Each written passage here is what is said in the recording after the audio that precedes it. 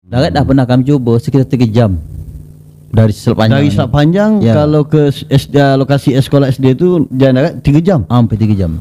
Mak jauh tu bang. Lewat dari mana bang? Kalau kita dari Selat Panjang ini nanti kita ke Lalang dulu. Oh, ke Lalang Tanjung. Ke Lalang, nyeberang dulu nanti Sungai Lalang tu. Sampai ke daerah Merindang. Merindang tu nanti masuk hutan. Masuk jalan Papan tu. Papan. Orang mau Papan tu kan. Itu yang dilewat tu.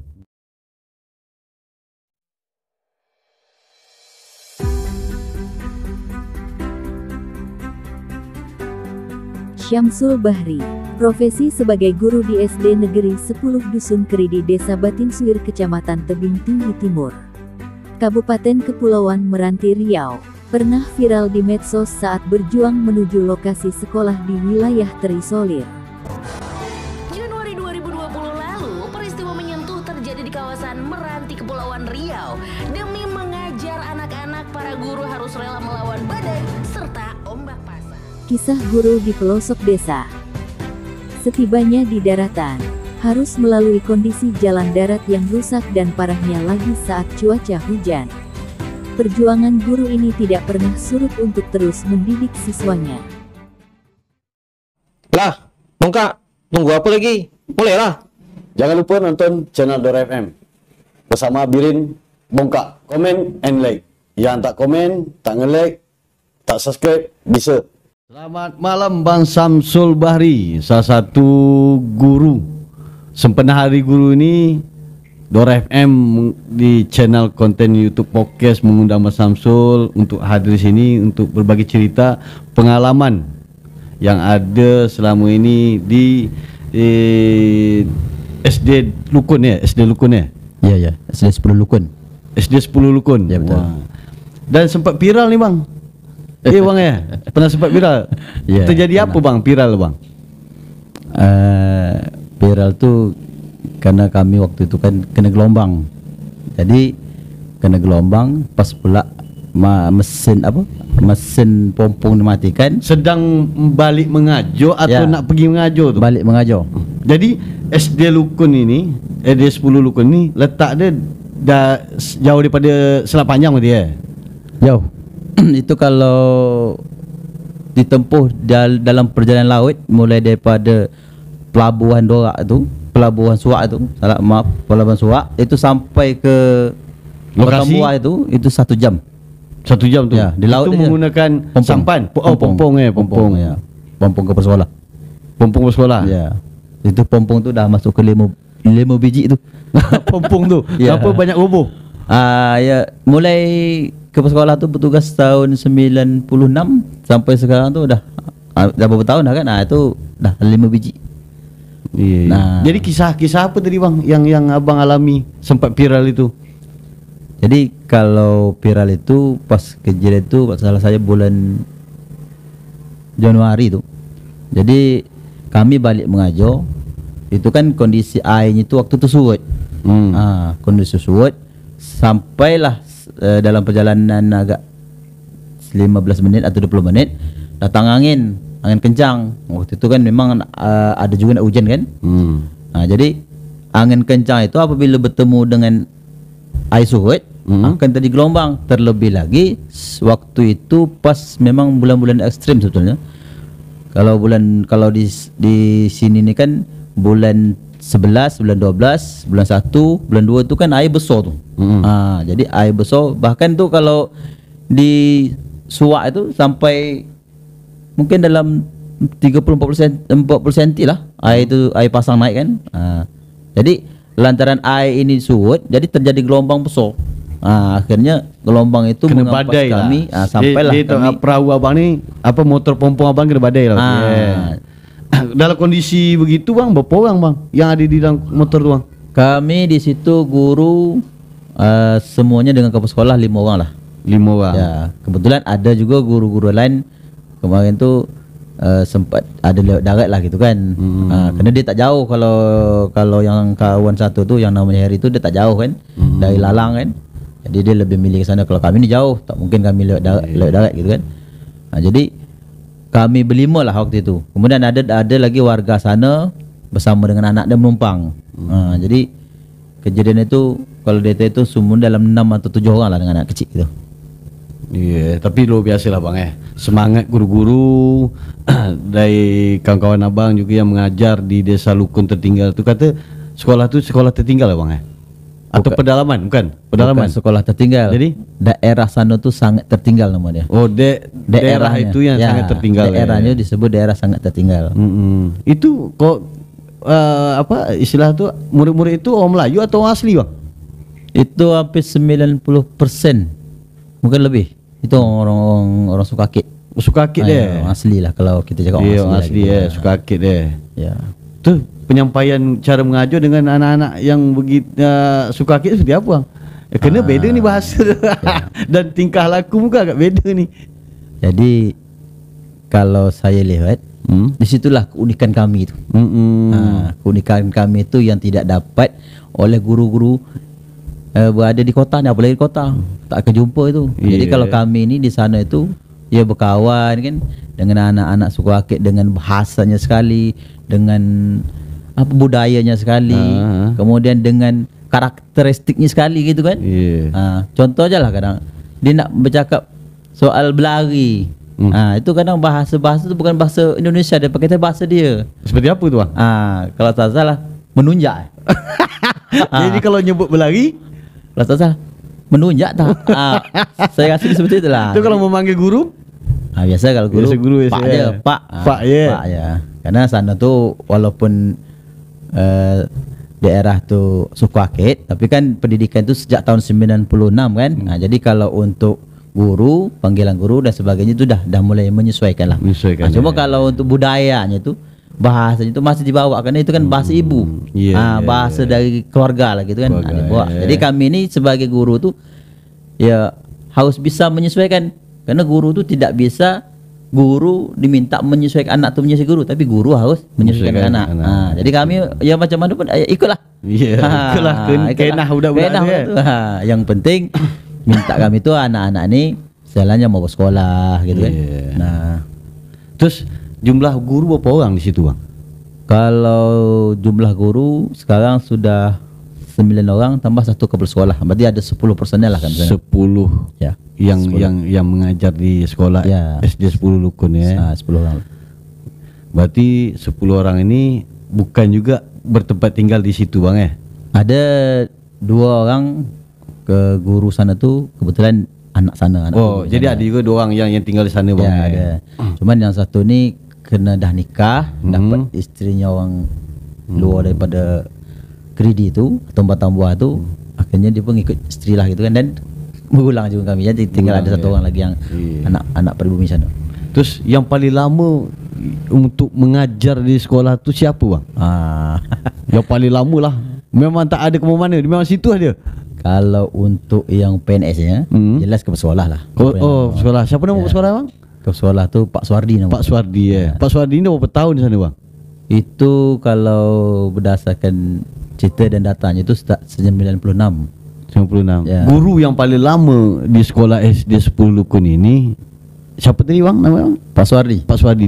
Dia jabatan sebagai kepala sekolah jadi sekarang sudah jadi kepala sekolah dia. Berapa lama di situ bang Pak Suardi bang? Itu kalau berdasarkan cerita dan data yang saya temui itu sekitar tahun 1996. Tahun 1996 mulai ngajar situ, mulai ngajar sampai jadi kepala sekolah itu sampai jadi kepala sekolah. Lama juga bang. Kita hitung lah. Ini tu memang tak berganti lah tu Kalau berganti pun mikir panjang orang nak. Saking jauh tempat lah. Saya rasa tu kena jiwanya itu. Dan Pak Suardi ini tidak bertempat tinggal di situ bang Tidak. Dia tinggal di mana? Di Selat Panjang? Ya, Selat Panjang. Kalau sebelumnya dia tinggal situ dulu. Sempat juga tinggal situ. Kemudian sekarang Selat Panjang kerana anak-anaknya tu kan ada SMP, kemudian ada SMA. Berarti guru-guru yang mengajar itu 10 Lukun ini aktivitas dia tu selalu menggunakan transportasi laut bang betul. Ngulang bang Ngulang. Lewat darat ada juga. Cuma kalau lewat darat ni daripada laut sama darat tu lebih dekat lah. Waktu tu lebih dekat dari laut lagi. Darat dah pernah kami cuba sekitar 3 jam. Dari Selat Panjang. Dari Selat Panjang kalau ke lokasi sekolah SD tu jalan darat 3 jam. Hampir 3 jam. Mak jauh tu bang. Lewat dari mana bang? Kalau kita dari Selat Panjang ini nanti kita ke Lalang dulu. Oh, ke Lalang Tanjung. Ke Lalang, nyeberang dulu nanti Sungai Lalang tu. Sampai ke daerah Merindang. Merindang tu nanti masuk hutan. Masuk jalan Papan tu. Papan. Orang mau Papan tu kan. Itu yang dilewat tu. Itu kalau tak betul sampai sekolah tak ngajo tu. Berarti letih penat. Itu. Maka kalau misalnya pakai pompong ni atau pakai motor ni, ini tamu tenaga kan. Keduanya kita lebih santai. Tapi pasti ngejo air pasang surut pasti. Itu pasti. Kalau salah-salah tak kena memang mengapa pantai tu. Mengapa pantai lah kami. Ada jalan alternatif tapi tadi mengapa pantai. Mengapa pantai. Itu memang kandas bang Kalau air surut memang mengapa pantai lah bersensing jalan. Yang kasihan dia ibu-ibu guru ni tadi kan, yang perempuan kan. Betul. Jadi kadang kalau kita lihat kan, itu makanya kadang kalau kami ni nak cuba mengeluh dia kan malu. Sebab ibu-ibu yang perempuan ini bisa sanggup dia berjalan itu, apalagi kami macam bapa ni kan. Dan ini jadi rutinitas bang Ya betul. Akses jalan menuju ke sekolah itu memang rutinitas sehari-hari tu bang Kalau untuk kami memang rutinitas, tapi kalau untuk penduduk sana itu kerana orang ni kan dia punya kalau kerja ni kan kerja kayu. Jadi kalau kerja ni tergantung ikut air je. Kalau air pasang dia bawa pergi. Atau kalau memang air tu misal pasangnya jam 5, itu jam 5 tu pergi. Beda kalau kami kan tak mungkin sampai jam 5. Kalau dari sini jam 6.15 kan itu. Kalau orang tu bisa. Makanya kalau orang tu tak begitu sangat dipikir soal jalan lecah itu. Kerana orang tu kenderaan ni tahu transportasi tu dia ada milik peribadi kan. Jadi bila-bila masa dia nak pergi bisa. Betul. Gitu. Kalau abang sudah berapa lama mengajar di SD 10 Lukun ni bang? Saya mengajar tu tepatnya 2017 Januari 2017 sampai sekarang. Sampai sekarang bang Dan itu pun masih bertahan. Kira atau ada wacana lain? Kalau soal bertahan, saya ni di sini kan termotivasi sebetulnya dengan kepala sekolah kan, dengan guru-guru lain. Kerana ada yang lebih lama daripada saya kan. Tapi orang tu sanggup. Mengapa saya tak sanggup? Betul. Salah satu motivasi. Memang kalau nak dipikir yang lain mungkin tak sesuai kan, dengan penat kan, dengan jauh, bahkan dengan bahayanya sekali lah gitu kan. Tapi atas motivasi yang dari kawan-kawan beserta dengan kepala sekolah ini, situ jadi pemicu saya. Terus zaman sekarang kan jauh berubah ni bang. Dalam arti kata bang, kalau kena abang basic guru mengajar, dan banyak di televisi itu tak boleh nyentik murid kalau murid degil. Begitu kan? Tak boleh dah. Salah pun dia pakai usap. Jangan nak Kalau zaman kita dulu bang mungkin seru. Saya je pernah kena lempar dari tingkap ke sekolah ni gitu kan. Kalau sekarang ni macam mana? Ada merasa tertekan tak bang? Kalau pendidikan itu kan bentuknya itu kan setiap tahun tu kan ada perubahan. Baik itu mulai dari kurikulum sampai dari bentuk cara mengajar. Kalau dulu tu kan pendidikan kita itu masih belum seperti sekarang. Kalau sekarang ni ada namanya kurikulum K13, ada kurikulum KBK kan. Jadi kurikulum K13 ni, KBK ini lebih menekankan anak itu dijadikan sahabat atau dijadikan teman, bukan anak itu dijadikan sebagai kalau salah hukum, bukan. Jadi kalau sekarang ni ibaratnya siswa itu jangan dijadikan sebagai buku kosong, sesikus kita je menulis, tak boleh. Jadi siswa itu kan dia anak, jadi harus dirangkul, harus jadikan teman. Itu kan ada pepatah mengatakan kalau ingin memahami sesuatu itu harus masuk ke dunia. Jadi kalau kita ingin anak tu kita ngerti kan, anak tu bisa, kita harus masuk dunia dia. Kalau perlu dia bermain guli, kita pun main guli. Begitulah. Tapi ada time dia pula. Ya betul. Karena gini, cara belajar itu kan banyak metodenya. Termasuk bermain itu adalah metode. Jadi metode bermain itu ada yang kalau kami di guru tu ada dibekalkan itu. Dan apalagi ini yang diajukan anak-anak tingkat SD ni bang. Ini loh biasa ni. Apalagi karakternya jauh beda dengan keseharian kita anak-anak yang tempat diajar ni kan gitu kan.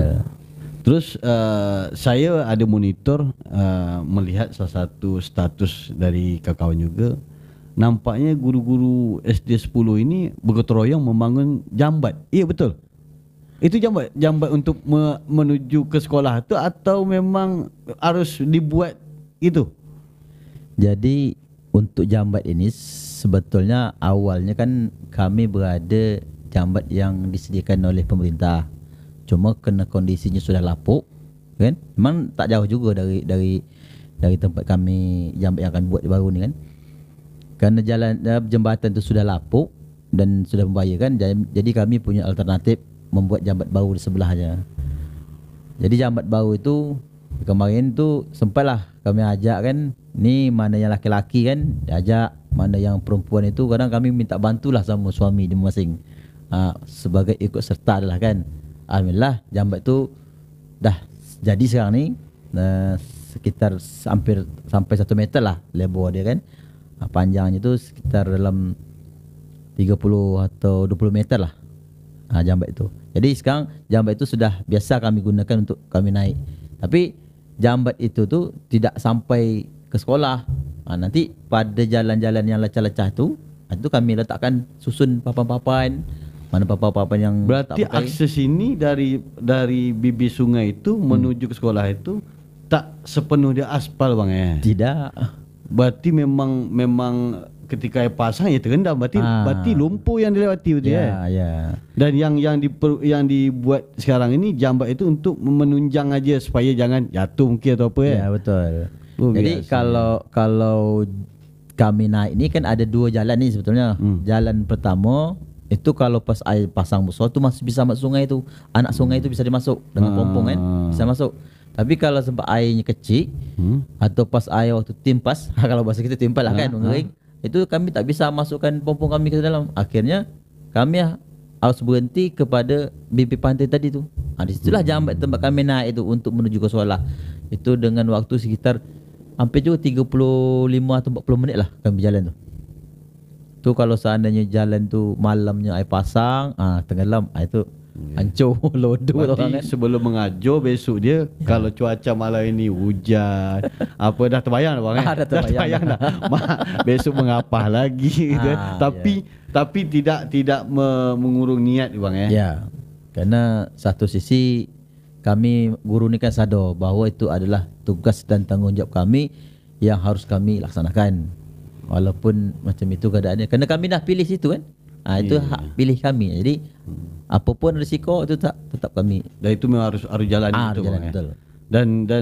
Dan kawan betul semangat terus seperti ya, itu. Alhamdulillah Pak, kawan-kawan semangat semuanya. Ria lah ria makanya, terus lah. Makanya kalau jumpa jalan lecah jalan apa tu, kami senyum aja. Menyanyah. Senyum aja. Sekali bolehlah ajak kami ajak kami Dora FM ni berkunjung. Bisa. Berkunjung di lokasi tempat di mana Bang Samsul mengajar kan. Dia tahu pula lecah dia macam mana gitu kan. Biar bertelungkup out di situ. Terus Kiki bang, apa harapan abang bersama kawan-kawan juga dari kepala sekolah yang bisa disampaikan bang? Jadi sebelum saya menjawab itu ada sedikit nak saya sampaikan mengenai jambat yang tadi tu. Jadi jambat yang kami buat tadi itu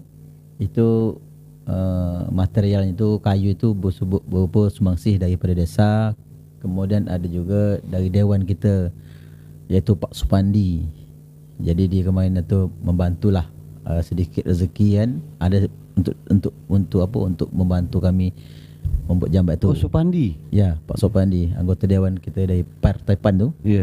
Membantu sumbangan lah. Sumbangan lah gitu ya. Alhamdulillah kami pun mengucapkan terima kasih kepada Pak Supandi yang telah membantu kami untuk ada rasa peduli ya. Dan semoga ini berjalan terus berjalan terus lah. Dan kalau bisa jangan dia aja gitu. Berarti memang murni dari sumbangan kawan-kawan semua tiba. Dia termasuk dia juga dari desa Ya, desa juga. Kemudian walaupun tak banyak gitu bang tapi bisa digunakan dimanfaatkan bang Kemudian ada juga kemarin sumbangan dari Badan Amil Zakat. Badan Zakat beserta dengan pengawas pengawas Kecamatan Tebing Timur, pengawas SD.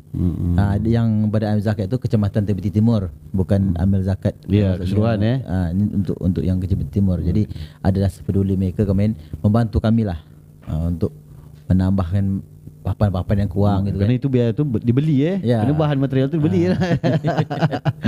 Jadi harapan yang kami harapkan itu, yang pertama jelas kami itu minta kan kalau dapat pendidikan kami itu pendidikan kita tu anak-anak suku Akik ni walaupun tu suku Akik tapi dia kan tetap warga negara Indonesia kan. Jadi harapan kami tu kalau dapat diperhatikan, kena gini, suku Akik ini dia kan rata-rata kan untuk ekonomi kan rata-rata kan terbilang di Di bawah lah. Ada di bawah kan standar lah. Jadi kadang baju, sepatu itu kadang kami ada juga dapat beberapa bantuan lah kan. Kemarin pernah dari Peta Sempurna juga, kemudian dari pemerintah kecamatan pernah juga gitu kan. Kemudian dari Terus kejap, sampai saat ini anak-anak tu ada yang tak pakai sepatu tak? kalau untuk bersepatu, alhamdulillah bersepatu. Sepatu Ya, bersepatu. Kerana kemarin ada dapat bantuan kan. Oh, dapat bantuan juga. Ya, bantuan tadi kan. Jadi Kalau dulu-dulu bang, mula-mula abang belajar ngajar tu, memang terjumpa tak budak-budak tu masih tak bersepatu, terus masih setengah pakai baju merah, setengah putih gitu. Jumpa tak? kalau baju setengah-setengah tu ada jumpa. Oh, jumpa Tapi tu, kalau untuk sepatu, kerana saya kan masuk 2017 kan. Jadi dah mulai anak tu dah pola modern dah. Kemudian bantu-bantu waktu pun dah mulai masuk Dah gitu mulai kan. masuk. Jadi itulah kan. Jadi harapan kami yang keduanya, kalau dapat guru-guru kami mungkin yang sudah lama menghonor itu, ini tujuan kepada pemerintah lah gitu kan. Mudah bisa diperhatikan. Kalau bisa yang honor 2005 tu bisa diangkat sebagai PNS gitu kan. Ini untuk keseluruhan. Ya. Untuk keseluruhan guru-guru yang ngajar gitu. Ya, sebetulnya untuk keseluruhan guru-guru yang mengajar kan, kalau dapat bisalah diperhatikan. Kerana ya salah satu harapan kami kan gitu. Makanya guru-guru kami tu di sana tu mana yang boleh S1 bersemangat dia kuliah S1 kan. Jadi mudah-mudahan pemerintah bisalah mendengar isi hati daripada kami semua gitu kan. Terutama tadi guru-guru yang belum diangkat PNS, tak dapat PNS P3K jadilah. Gitu kan. Itu harapan kami. Dan harapan kami yang selanjutnya itu kalau dapat perhatian terhadap suku Akik ni kalau dapat ditingkatkan lagi lah. Ya. Kerana suku Akik ini sebetulnya dia punya cita-cita juga sebetulnya.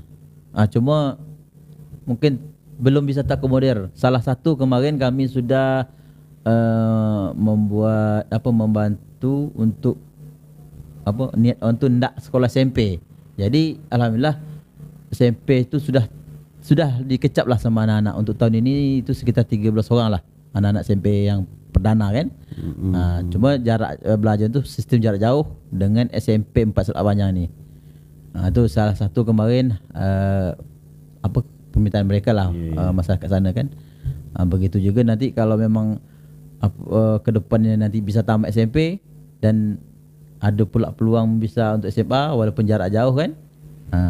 Jadi dapat itu berkelanjutan lagi lah. Itu harapan daripada kami lah gitu. Itu harapan bang ya. Ya. Tapi dengan simbol sempena Hari Guru ini, ada kalimat guru tanpa tanda jasa. Iya bang ya. Ya. Kalau tak ada guru yang membimbing, mungkin takkan jadi seperti ini ya. Yang bagi yang sudah sukses kan gitu bang. Ya. Okey bang, Mas Samsul, terima kasih banyak Mas Samsul.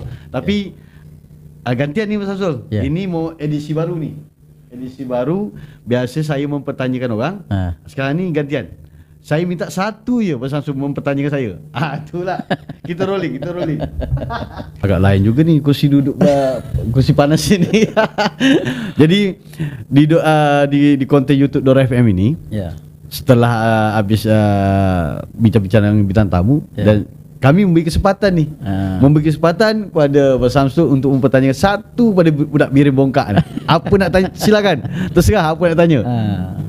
Pokok dia bebas. Nak saya jawab je kan.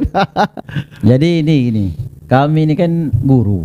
Ya kan gitu. Jadi kalau kami bertanya seputar mungkin guru, itu bisalah kita sama je.